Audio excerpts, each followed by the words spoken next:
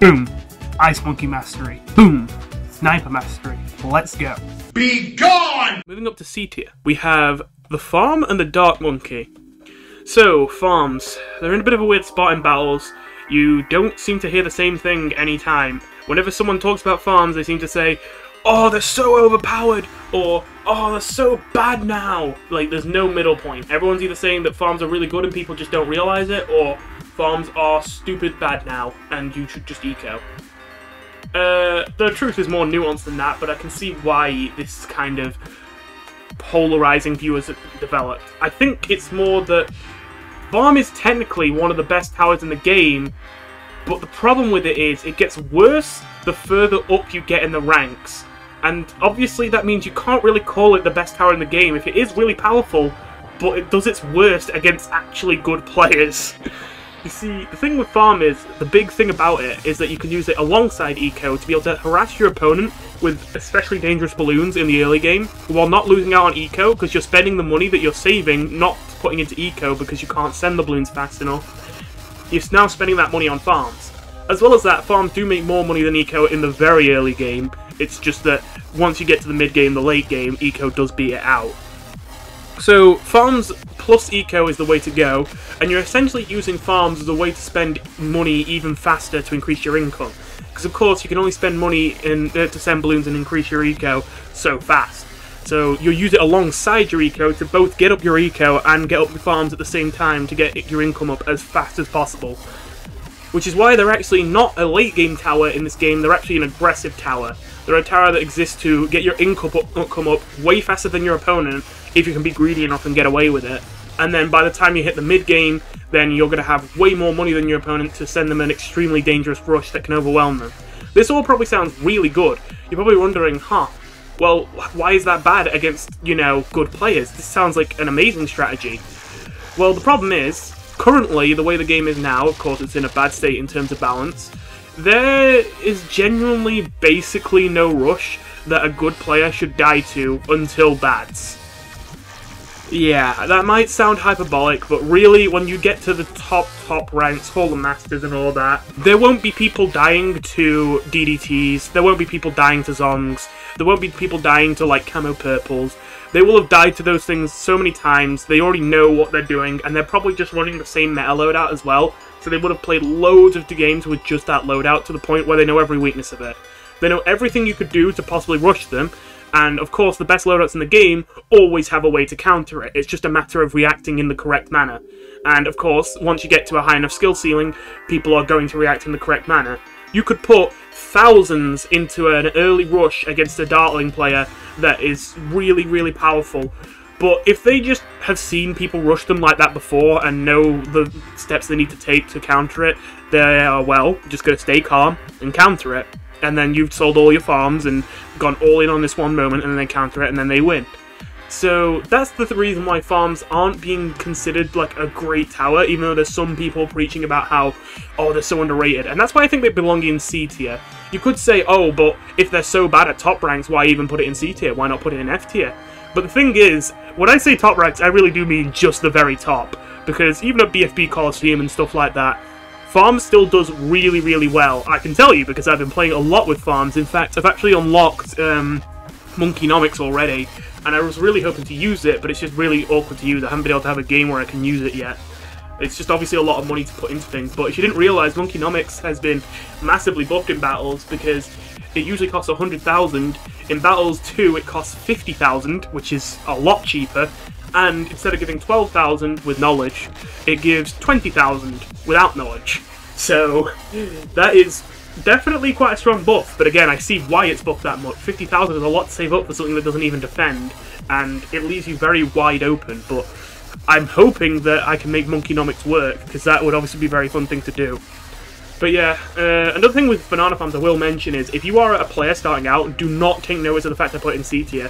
You should definitely be using farms if you're like a decent player, but you just have bad towers right now and you don't have anything unlocked. Because farms are actually better without their upgrades. Because the only good upgrades for farm in terms of like efficiently making money are the first two upgrades on the top path. once you start getting the other upgrades, it helps you save on space, because of course the banana farms take up a lot of space, but in terms of pure money spent to the amount of money earned, you actually have the best ratio of money spent to money earned with buying an unupgraded banana farm, a 100 banana farm, or a 200 banana farm, and all the other upgrades just help you make money, but in it only using one farm. It's actually more expensive in terms of money spent to money earned to get any 3rd tier or 4th tier or 5th tier upgrades. So yes, if you're struggling as a free-to-play player, I highly recommend farm, because I imagine if you're a free-to-play player at this point you're not very high in the ranks, so you're not at a high enough rank where people will know how to counter farm, and as I say, it's very powerful when you know what you're doing, and then of course you will also not need any of its upgrades really to do well with it. You'll just need to spam 200 farms, and you know, just learn how to play it like that. You shouldn't even need plantations, because honestly, most strategies, if you're running farm, you probably want to run them about the time the first Moabs are coming, so you probably wouldn't even get enough money to get any 3rd tiers. Like, I played a lot of games with farm, and it's not very good, but I just wanted to try running banks just because they're a bit extra risky and I can do extra big rushes with them, and I can barely get a bank in time for like round 17, 18, 19, and even then I usually get 3 farms up as greedily and as fast as possible, and then sell 2 of them to get the bank as early as possible, and even then I can barely get it up for around 18, 19, that kind of time. So yeah, you shouldn't need any 3rd tiers.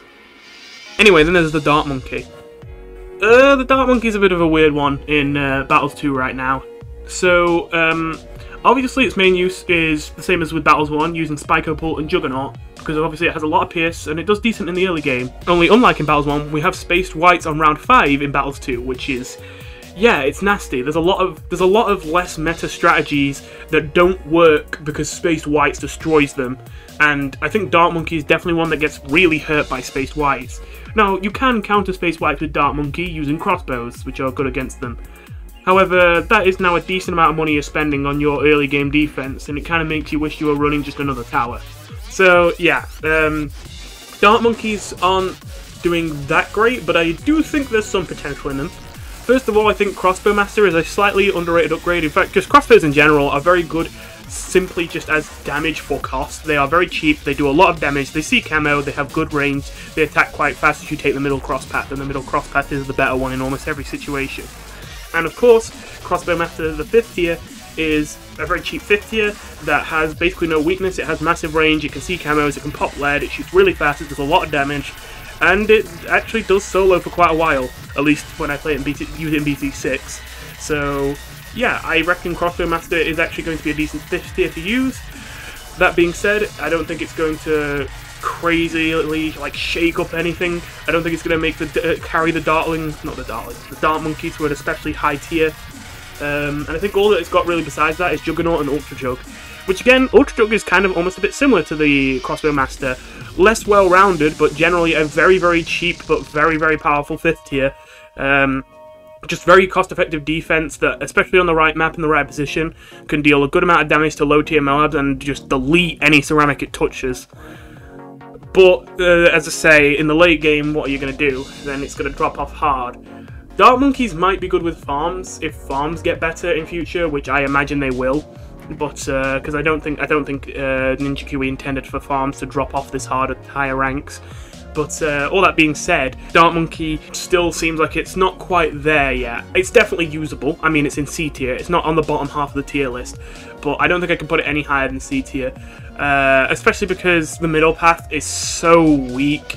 I mean, Triple Darts is very cost efficient, but then you have Super Monkey Fan Club, which is really overpriced. It was decent in Battles 1, but mostly just because you wanted to run Dart as cost efficient early game defense for your farms.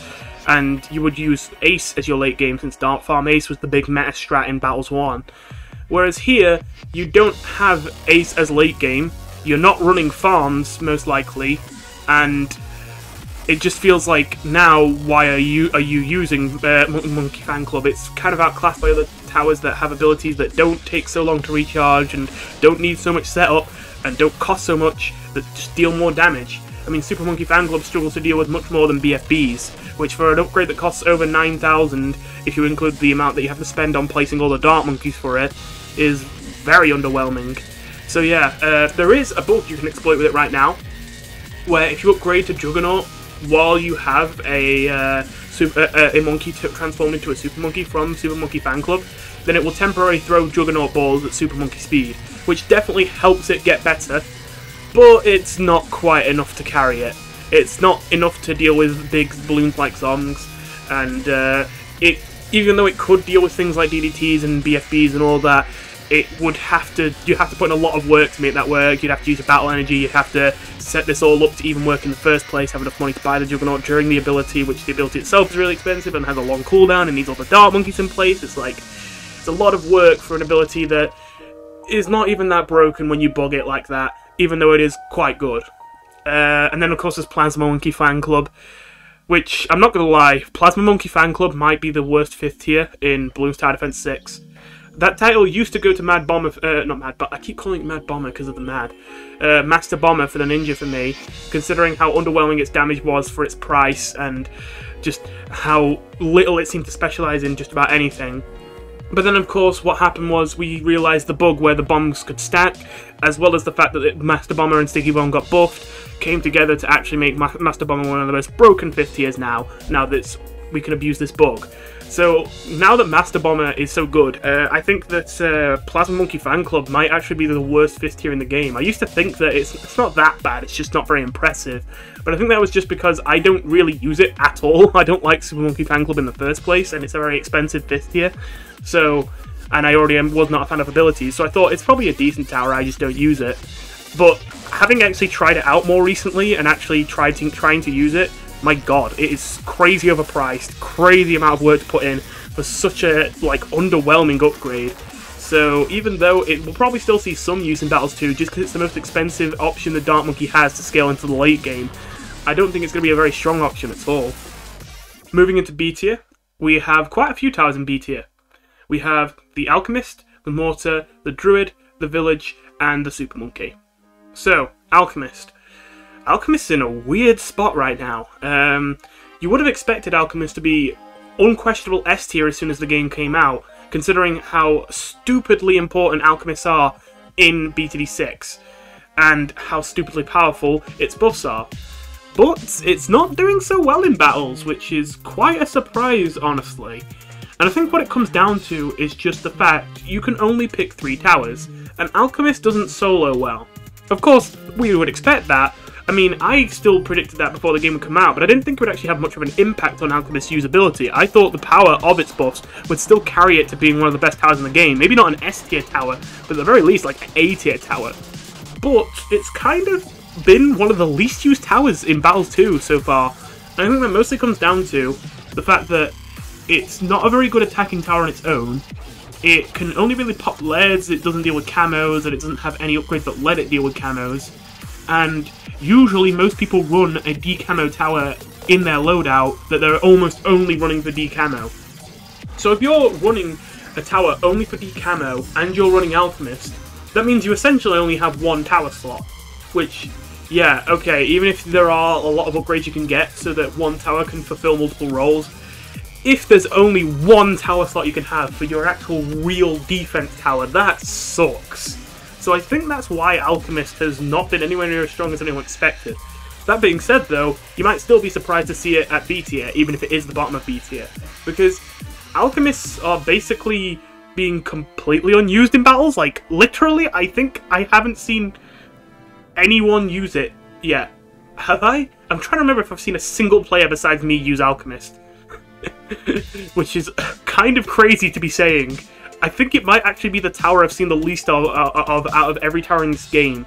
I've seen more Helis and Glue Gunners than Alchemists, which is, again, kind of insane. I think the reason why it gets to B tier is that it's not that this makes the Alchemist useless, it's that it makes the Alchemist difficult to use. So I think higher skill ceiling players can still use the Alchemist, but that's not to say that, oh yeah, it doesn't have any problems. It's actually an S tier tower if you're just good at the game. Even if you are, like, good at using Alchemists, they're still not quite there. They have some things going for them very strongly. Of course, right now, it's been surprisingly relevant to have towers that synergize well with things like Cripple Mob and Super Brittle, dealing lots and lots of little hits that only deal like 1 damage. but having lots of them. Things like Tack Zone, of course. And things like that synergize really well with Alchemist potions and Alchemist buffs. In fact, my initial prediction when the game first came out and attacks were overpowered was that the meta strat would be Tack Alchemist Village, with primary training village and homeland defense as the ability, using tack zones and all that, and using alchemist buffs on the tack shooters. So I still think that that is probably a decent strategy, although I haven't been as focused on tack recently, so I haven't had many games to test it out. But it seems like a decent strategy, that. But there are even more things you can do with the Alchemist. I especially think it's going to pair well with Druid, which you can see is also in BTA. We'll get to that later. As I mentioned, I'm trying an off-meta loadout right now that is Alchemist Druid and Ice. And the only thing that seems to be holding it back from being really good is the fact that Ice with Embrittlement is your literal only decamo, which is of course super sketchy. And I can't tell if Embrittlement is bugged right now. It seems to be, because every now and then it just hits a DDT and doesn't decamo it, and that has killed me more than once. Seriously, I've seen one game where Embrittlement hit a DDT 3 times without decamoing it, and I don't know. So if I can find out if that's like a bug that only happens under certain circumstances, and actually there's a way to make it so that that never happens if you just do something, or if I can spam enough embrittlements that the bug doesn't happen, then I think that loadout is really strong. It's just camos. It's just camos I'm really worried about. Anyway, I'm getting a bit sidetracked there. So, obviously I've mentioned the buff synergizes really well with a lot of towers. I think the main thing is, I think one of the reasons Alchemist is underpowered is because everyone was probably planning to do Alchemist Ninja. And I mean, in BT6, that's amazing. Bloom Jitsu, Seeking Shurikens with Alchemists is one of the most stupidly overpowered combos to get through the early mid game in Chimps.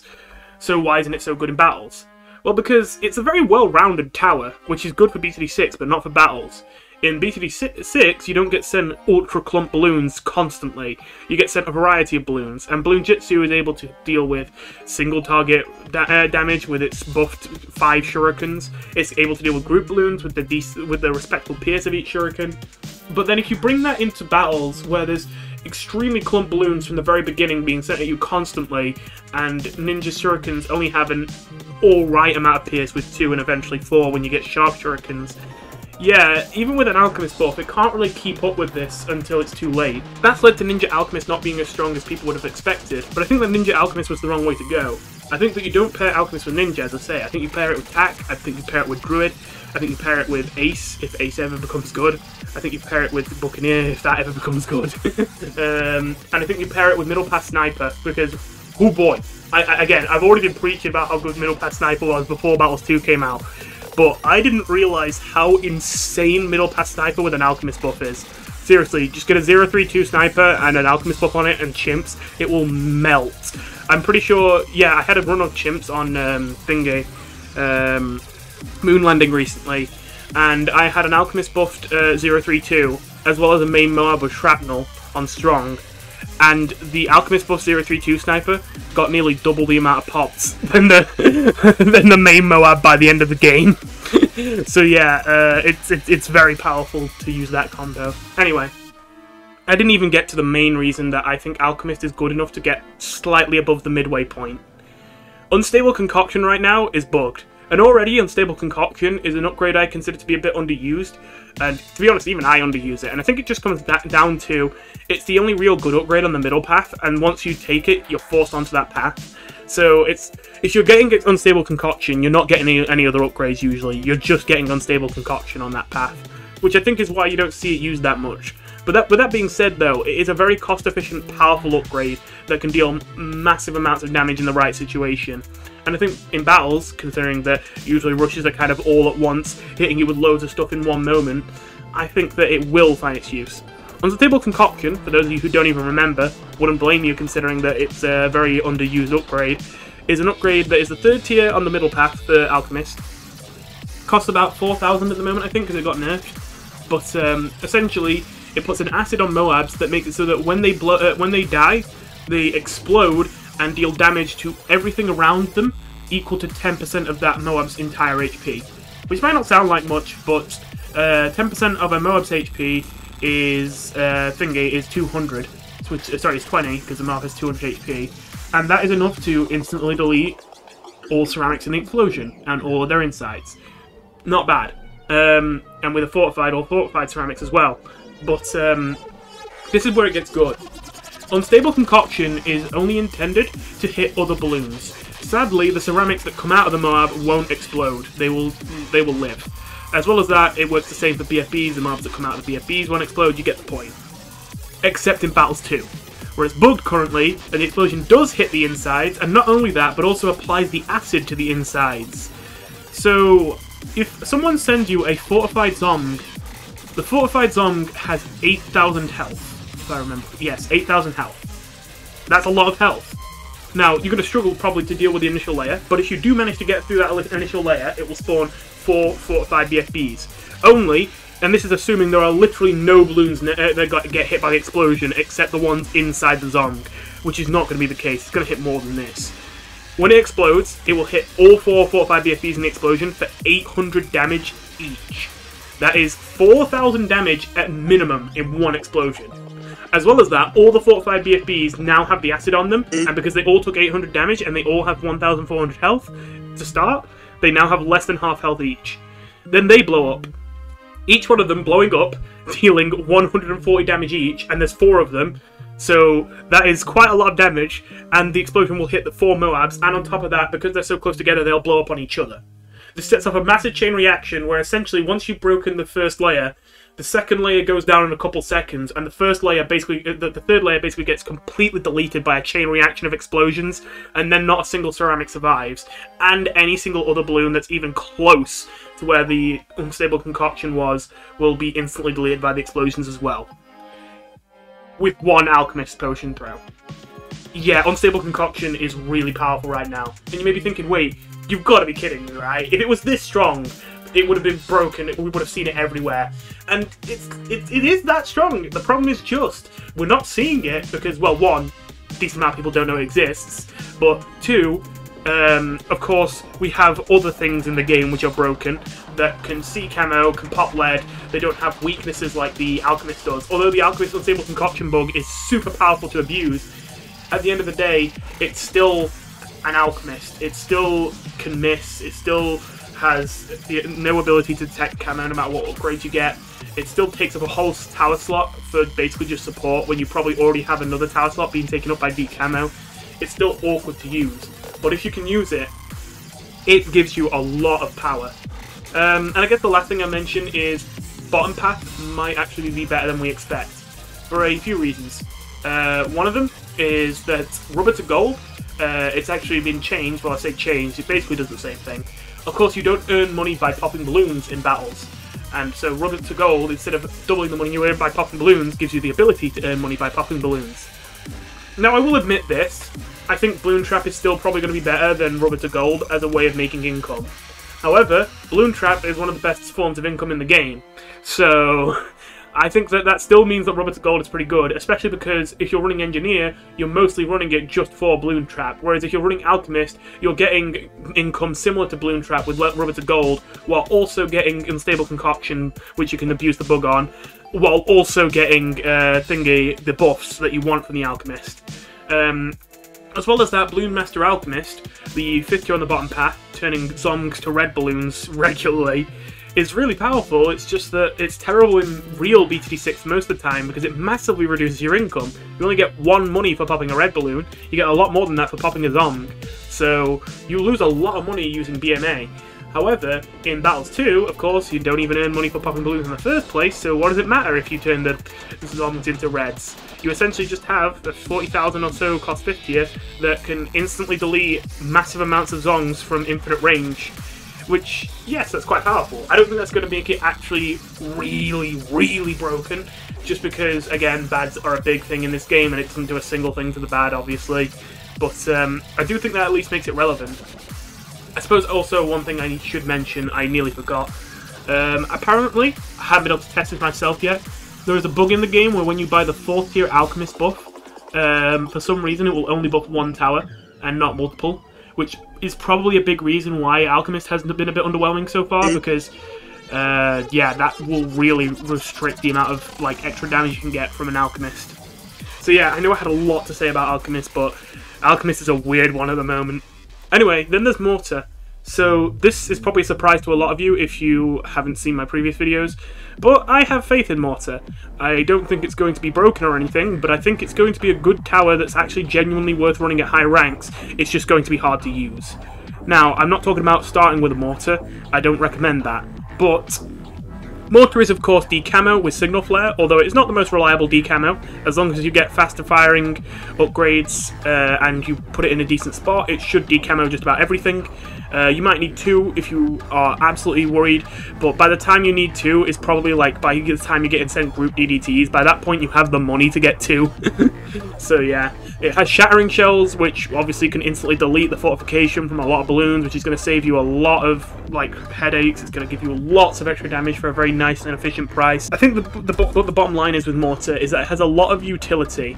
Mortar, of course, is really good at dealing with group balloons, it's really good at hitting leads, it's really good at decamoing, it's really good at dealing with super ceramics, it's really good at dealing with even grouped low tier Moabs with its higher upgrades, it's good at defortification, and finally, it has some of the best 5th tiers in the game.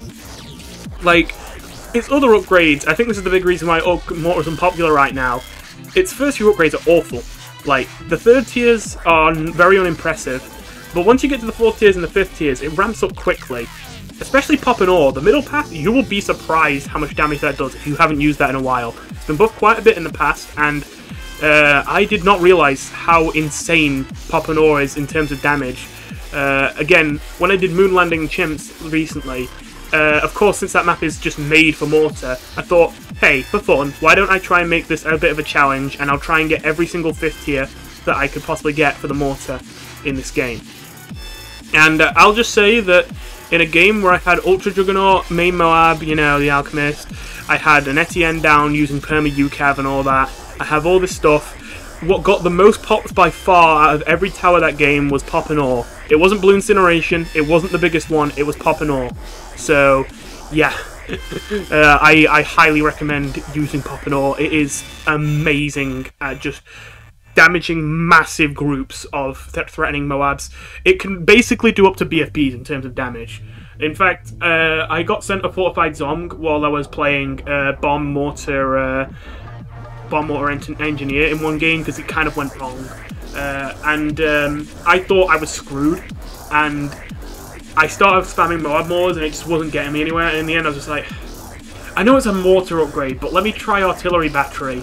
And using the Artillery Battery ability with boost with Striker Jones, I actually managed to defend the fortified Zong, but just barely. So yeah, Artillery Battery and Pop and Ore are way better at Moab damage than a lot of people give it credit for. It's just that, yes, obviously for one gigantic single Moab, like I said, it did defeat a fortified Zong, but only barely, and only with boost and only loads of abilities. It's definitely more better against groups of Moabs and groups of BFBs and groups of ceramics. But it is amazing at that. If you're scared of super ceramics, get a Pop and Ore. It will delete everything that touches its explosion radius that is smaller than a BFB. And even BFBs, as I say, it can delete, usually, depending on the positioning. And even if you run into Zongs and all that, the Pop and Ore ability is not only great stall because of the stun, but also does a lot of damage, and if you didn't realise, Pop and Ore, well, it's amazing against stun balloons. It does massive damage to a balloon while it's stunned.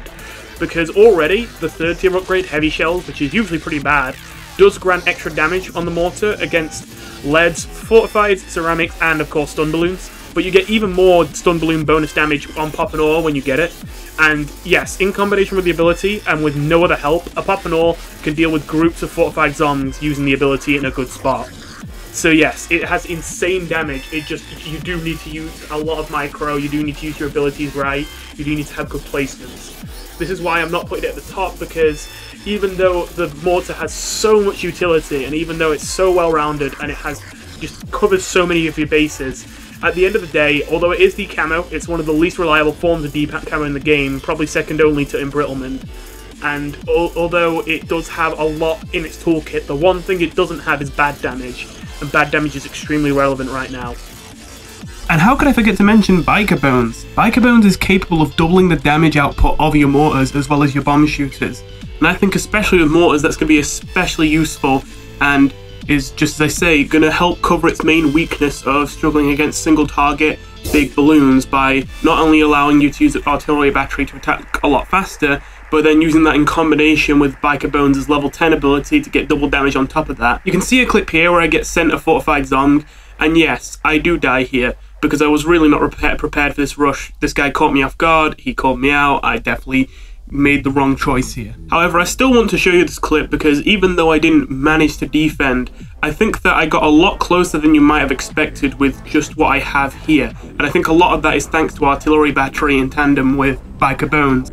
Then there's Druid. Druid is especially interesting. Druid is usually a pretty bad tower, just because it can't pop camos with any of its upgrades except Spirit of the Forest, and it can't pop leads without electricity with the Thunder upgrade, and you usually, at least I find myself not usually taking that cross path, so that puts Druids in an awkward spot, especially because even the electricity, the lightning upgrade, that can't pop purples even though it can pop leads.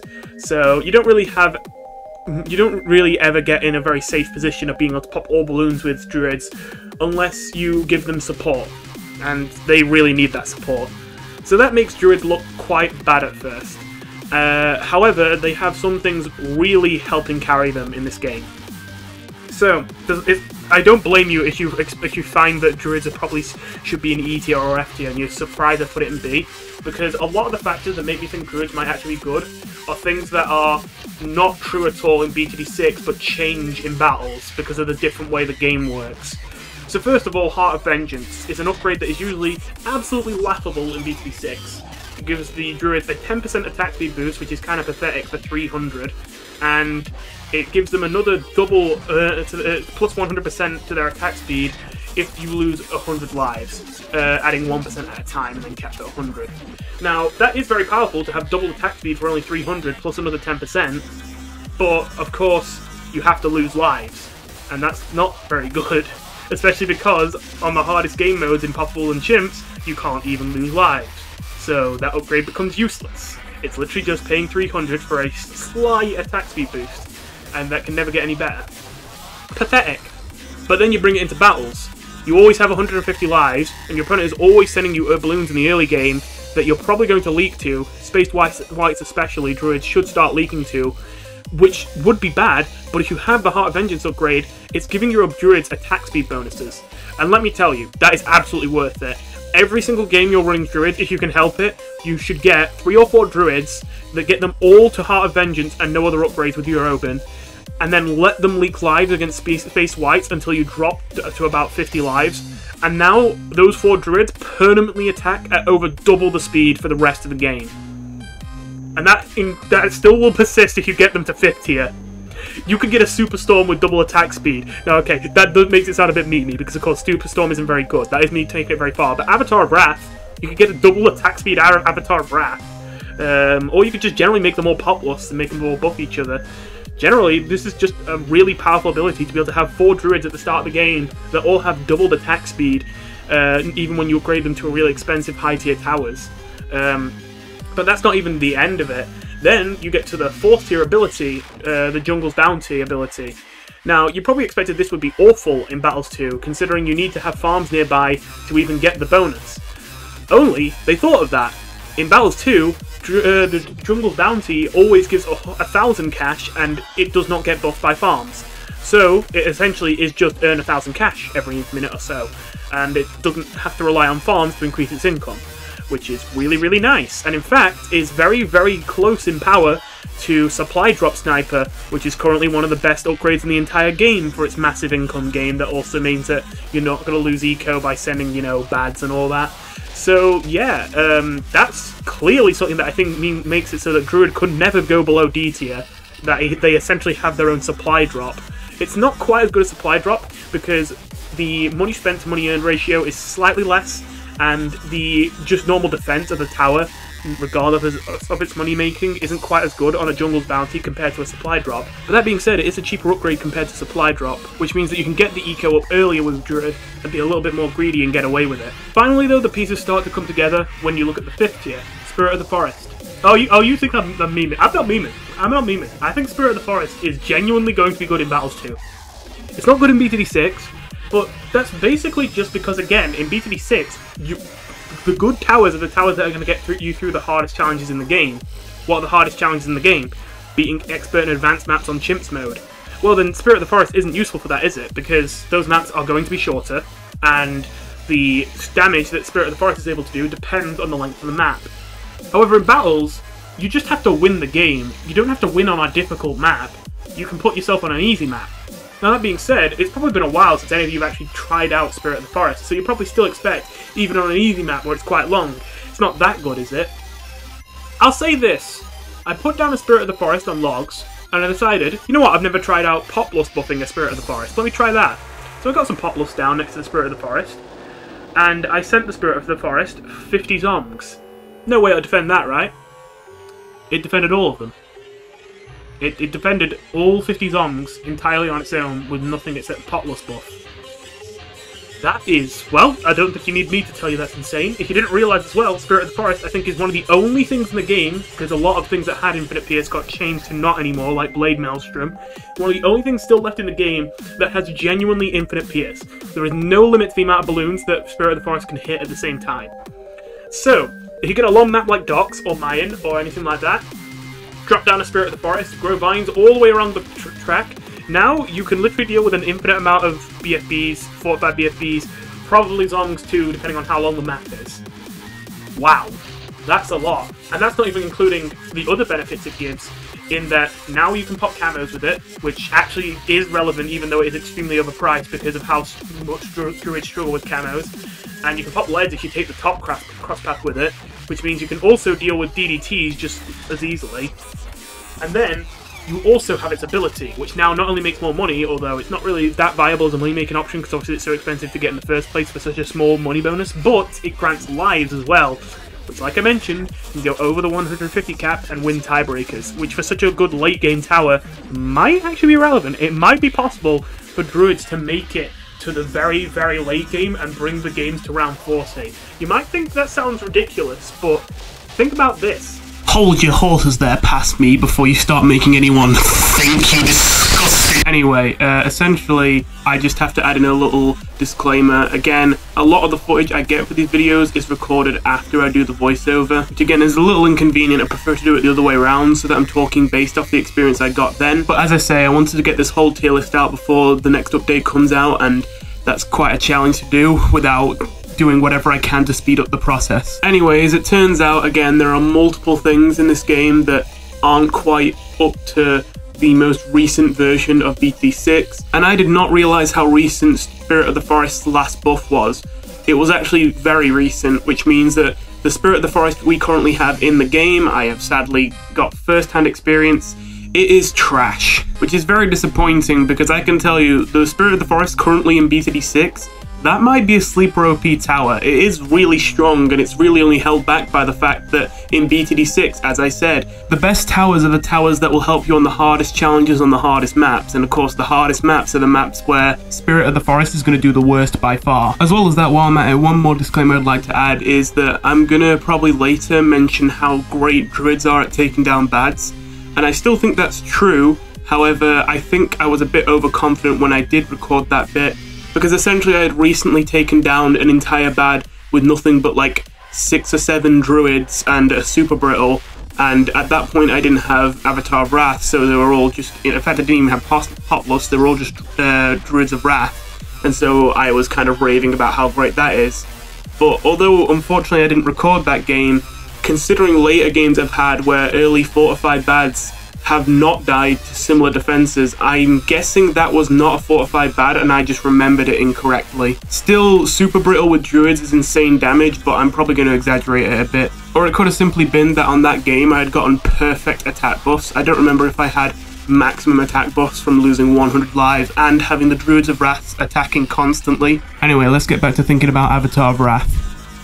Avatar of Wrath. You see, Avatar of Wrath, if you didn't realise, is an upgrade, 5th tier upgrade on the bottom path for the Druid that gets stronger the more balloons are on the screen. And that does count in RBE. That doesn't mean if there's one single balloon but that balloon is a giant fortified bad, yeah, it will still count that as lots of balloons. So, the Avatar of Wrath is able to deal absolutely absurd amounts of damage. It's the most broken tower in the game, except of course, only when there's enough balloons on screen to charge it up. Now, Obviously in BTD 6 that's a bit more difficult, but in Battles 2, I think that it's not going to be too hard to set up that situation. If your opponent's sending you 45 bads on like round 36 or whatever, the best thing you could get is probably an Avatar of Wrath. I remember I made a challenge in BTD 6 a long time ago that I think was just literally like round 200, and you got all these towers and I gave you 250,000 in cash, and you had to figure out how one tower that could defend it all. And the answer was Avatar of Wrath, because even though you had over 150,000 cash left over, it just got such a massive damage buff from the amount of balloons on screen that it was better than getting like a Super Mines or like a Legend of the Night or anything like that. So yeah, Avatar of Wrath with Spirit of the Forest might be some of the best late game you could get. And then not to mention, if you can drag the game on that late, and if you're making way more money than usual because this is Battles 2 and it's easier to get more expensive 5th tiers, and on top of that, considering Superstorm is more cheap in Battles, yes, you could actually realistically afford Superstorm to stall as well, allowing the Spirit of the Forest to deal more damage and allowing the Avatar of Wrath to get more chances to catch any balloons that might sneak by. I think Druid has a very promising late game in Battles because of the different ways that Battles works compared to other games. You might have seen Druid users like losing lives at the start and dying pathetically on the first few rounds, but once you can get Druid past the first few rounds, once you play Druid enough to understand how it works, the best way to play it and all that, I imagine it's going to scale amazingly into the late game. I have a lot of hope for Druid. The only reason I'm putting it in B tier is, although I do genuinely have all this hope for Druid, and I do think it has the makings of an S tier tower, I can't lie. Even though I don't die in the early game with Druids that much after I played them this much, I also recently, obviously, the season reset and I'm playing at low ranks. I don't know if when I get to high ranks, people harassing me more aggressively might make Druid early game not so viable. Because I will admit, you can really harass Druids in the early game. If you couldn't, then I think they would I would have the balls to put them in S tier. I would say, yep, Druids are S tier. But because they do just seem so harassable in the early game, and the opponent, if they're paying attention, can give you so many problems to deal with that could take away from your ability to greed, because you might have to spend money on keeping yourself alive, you might even just, die. I think that drags them back a bit. Then there's Village. Not really much to say about Village, it's just good. It's decamo, it's jungle drums buffs, it's got discounts, and of course eco is really powerful, so Monkey Village is actually quite a good upgrade. Yeah, not much to say. The Monkeyopolis upgrade looks to be completely useless in this game. I'm kind of disappointed they didn't make that not dependent on banana farms like they did with the Druid. I haven't really tried Primary Expertise yet, but I do have faith that that could be a very powerful upgrade in Battles, considering how much I'm struggling with Super Ceramics, and that thing just deletes them. But it does have quite a slow fire rate, so it might be rushable. But I think the main takeaway is just that if you have a 2-tower combination that's very powerful, but leaves you with very little in terms of options to deal with camos and leads, purples, then MIB Village is the way to go, and that conveniently is also the path of Call to Arms and Homeland Defense, which is just one of the most generally applicable and just generally powerful abilities you could get in a game like this. Just generally giving more attack speed and pierce to all towers in its range, with a decent cooldown. It seems like a strong tower. The only reason I'm putting it in B is because, again, it takes up a tower slot, and it's something you can cut a lot of the time. It's good, but there's usually something a little bit better, and you just have to find a tower that makes it so you're not so scared about leads, camos, and all that, and then you don't need Village, really. If you could run 4 towers, then Village would probably be a lot better. It'd probably be A tier, maybe even S, but still, it's a respectable B tier, and a high B tier at that. And lastly, we have Super Monkey. I'm not gonna lie, I'm placing it here kind of begrudgingly. I don't think Super Monkey deserves to be this high. I think it's overrated. I really wanted to put it in C tier. However, I cannot deny that the Dark Knight with Plasma is surprisingly cost-efficient defense that counters DDTs very well, and I was rather horrified to discover, which combined with Dartling can really defend fortified Zom rushes really well, which is a shame because I like those kind of rushes. I still think they're generally overrated. I don't think they're one of the best towers in the game, like a lot of other people are saying. I think they are being overrated just because you only really need one upgrade for them, the 3rd tier. and once people realise there are other towers that just have higher tier upgrades you have to unlock to make them good, it will be replaced. And it's kind of already getting replaced a bit, but for now, I can't lie, the Dark Knight is just doing too much damage for how cheap it is for me to say that it's not at least B tier, and probably the top of B tier as well. DJ!